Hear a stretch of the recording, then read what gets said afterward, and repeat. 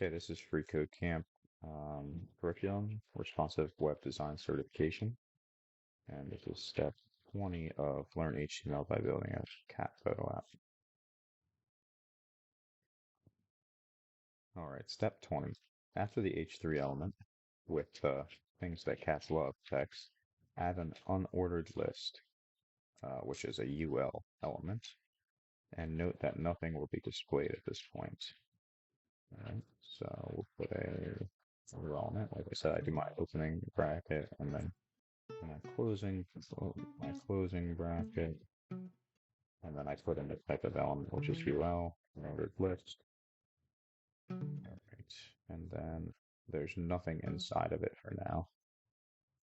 Congratulations, your code passes. All right, on to step 21.